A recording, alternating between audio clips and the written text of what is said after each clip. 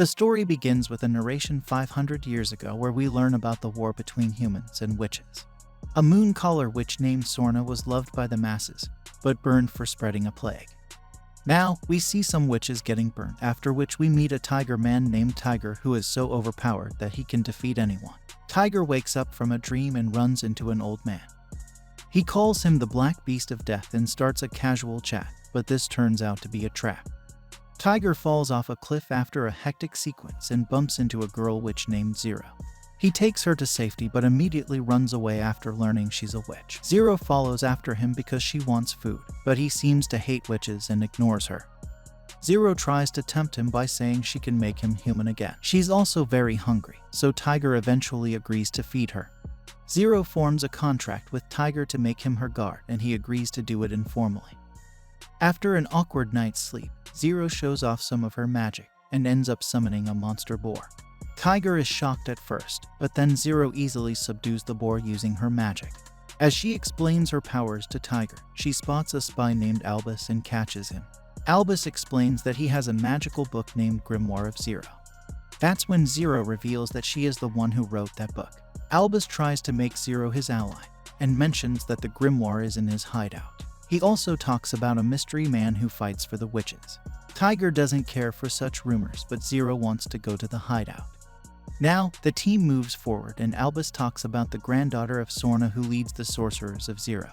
After that, the team enters a village and they meet the residents. These people don't seem to like Sorna, and things get worse when they spot her ring on Albus's finger. This causes a lot of chaos and our heroes are suspected of being traitors. Albus cannot take the insult, so he angrily scolds the villagers and things get tense. That's when Tiger defeats the village leader and takes his team away from the scene. While they hide from the angry villagers, Zero explains to Tiger that Sorna did not spread the plague.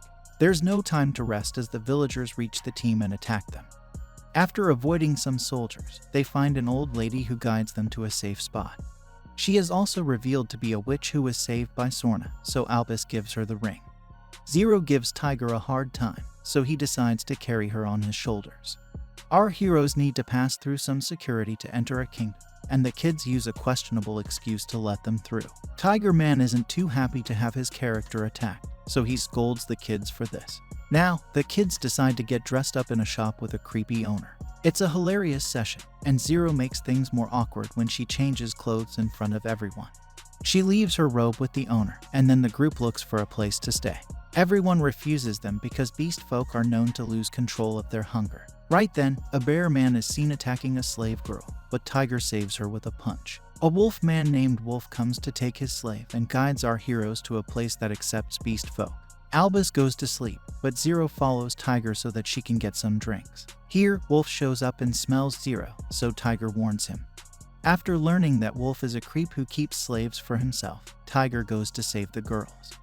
However, Wolf catches him in the act and challenges him. They decide that the winner will get all the girls, even Zero, and this kicks off a thrilling battle where both Wolf and Tiger fight for a bit. As expected, Tiger wins with ease and frees the girls after that. Zero decides to sleep on top of Tiger for the night, and this makes Albus blush the next morning. The next day, Zero walks in on Tiger taking a bath, and she decides to help him with it. During this bonding session, a bunch of kids watch them and it angers Tiger, so he shoos them away. His reasons are empathetic, so Zero thinks that he has a lot of humanity.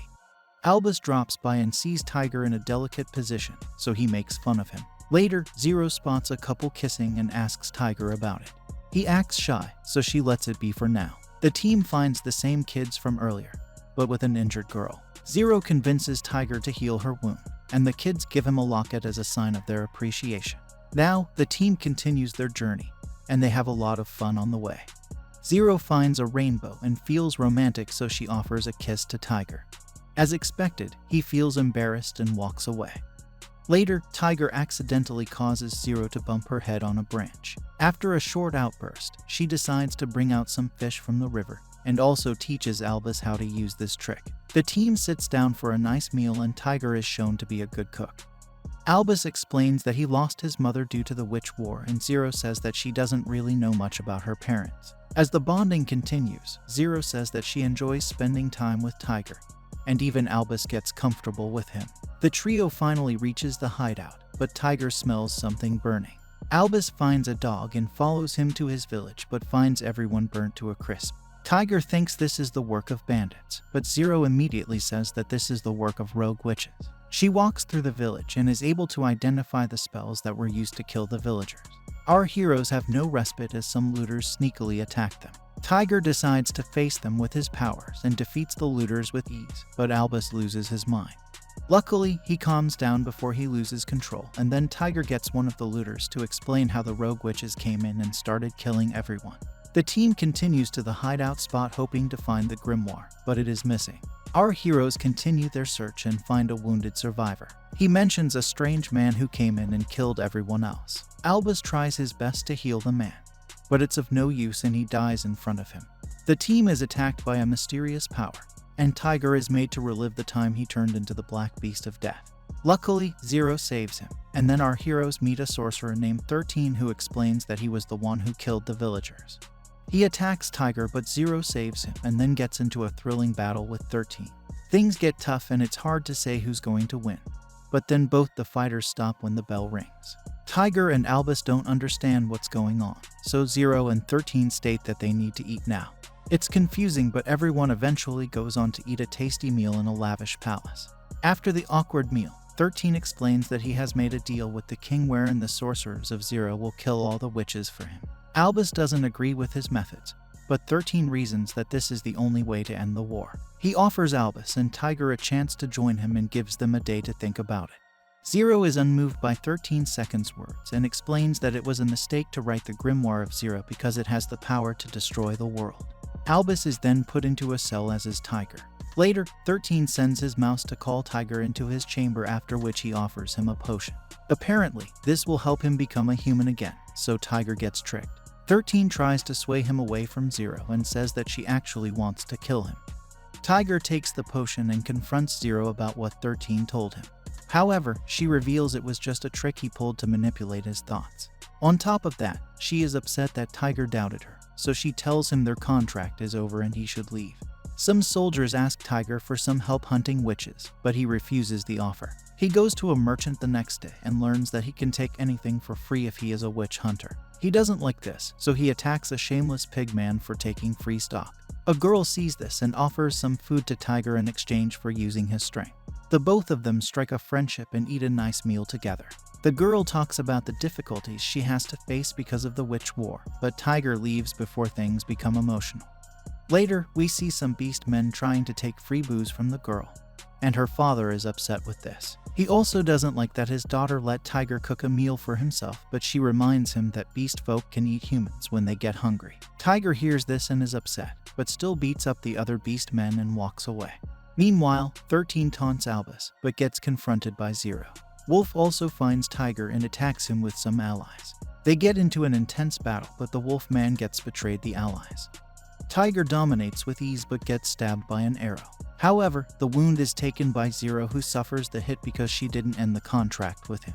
Tiger gets furious and is about to eat his attacker, but remembers Zero's words and stops. Now, Wolf tells Tiger that Sorna wanted him to keep her granddaughter safe. He reveals that he was a noble man and lived a life of luxury. However, he got into trouble with an angry husband, and this led him to Sorna. She turned him into a wolf man so that he could protect the girl she was raising. He served her well, but eventually had to leave because she got burned on a stake.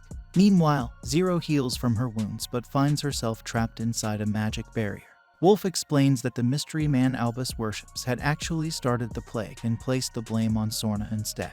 The next day, Wolf and Tiger rush to help Albus because Tiger doesn't want him to be burned as a witch. Surprisingly, Wolf identifies Albus to be Sorna's granddaughter, which means he isn't a boy. 13 shows up to burn Albus without mercy and everyone cheers for this. Luckily, Tiger creates a distraction and this allows Wolf to save Albus. 13 tries to attack and trap him, but he manages to escape with a magic trick. The soldiers chase after Wolf and Tiger, which leads to a thrilling sequence. Tiger fights an overpowered soldier who gives him a tough time, but he manages to trick him into getting knocked down by a branch. However, the carriage collapses, so our heroes have no means of transport. Meanwhile, 13 tells his assassins to alert the king about Albus. She eventually wakes up after her state of slumber and Wolf is glad to see her. Tiger wants to know why Albus was acting like a boy and she says it's because she wanted to hide from 13. Albus believes that Zero can be freed without harm if magic is erased from the kingdom. Meanwhile, 13 tries to keep Zero as his prisoner even though she acts tough in front of him. Albus wants to use a divine charm to help find Zero, and that's when the team senses imminent danger. The team is attacked by 13 Seconds assassins, and it leads to a hectic sequence. An eventful chase follows, but Tiger manages to give the assassins the slip by catapulting Albus away from them. Now, the team decides to go back to the clothing store where Zero had left her robe. Albus uses a charm spell to locate Zero with this robe and identifies her location in the Dawn Tower. The team immediately rushes to the tower and comes up with a plan. Tiger climbs up a cliff while Wolf and Albus work on a spell that was created by Sorna. However, they are caught by some sorcerers who want to kill the king. Albus doesn't want to use such brutal methods and talks about sealing magic, but this only lands her and Wolf in trouble. After a brief struggle, Tiger manages to break into the tower and immediately finds Zero. She doesn't want to be rescued and acts mean with Tiger, which confuses him. He tries to reason with Zero that he really cares for her and it makes her emotional. She hugs him with warmth and lets out some tears, which causes a wholesome moment. However, Tiger reveals that Albus is Sorna's granddaughter, which is exactly what 13 wanted to hear. He traps our heroes in a barrier and sends a word to the other sorcerers about Albus. After that, he reveals that he has the grimoire of Zero and he was the mystery man all along. This was all part of his plan to first create evil witches and then kill all of them to end the war. Tiger charges at him, but 13 uses his powers to bring him to his knees. He then taunts Zero and says that he will kill all the witches by making him attack him. He has a contract with all of them, which means they will automatically die if they come for him. Meanwhile, Wolf is freed by one of the sorcerers who wants to kill 13. The villain then explains that he didn't start the plague as it was an experiment gone wrong by an amateur witch. Tiger tells 13 that Zero doesn't want any of this to happen, and this angers him. Tiger uses this chance to use 13 Seconds potion to free Zero from her magical barrier. Tensions run high as Zero and 13 get into a battle and unleash their deadliest spells. A fierce encounter follows with neither of the witches backing down.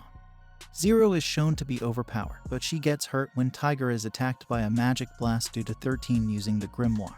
Meanwhile, the sorcerers carry Albus as their prisoner to be taken to trial. She tries to reason with them, but they don't listen to her because she hasn't fought for them. 13 explains to Tiger that Zero drew a curse on him while giving him a bath, and this is why his injuries transfer to her. Tiger is upset to hear this, and 13 remembers the time he was raising Zero as a child. We see the time when she decides to start writing the grimoire, and it was a long journey. Both Tiger and 13 become sad, but then Zero wakes up and tells them that she's recovered. This is because she had intentionally written errors into the grimoire of Zero, so all of 13 Seconds' plans have gone to waste. Later, Albus gets saved by Wolf, who uses a distraction to take her away from her captors. 13 uses his magic cane to show our heroes a future where Albus is killed. This prompts both Tiger and Zero to rush to their friends. 13 also joins them in saving Albus, and then he reveals to her that he is the mystery man. This makes Wolf angry, so he attacks 13 and Tiger has to stop him. Albus learns that the plague was a rookie witch's mistake, but even then, she wants to kill him. 13 explains that she has a contract with him, so she can't harm him. However, he quickly voids the contract so that Albus can give him his punishment. However, he does ask for a chance to right his wrongs and volunteers to seal the kingdom's magic.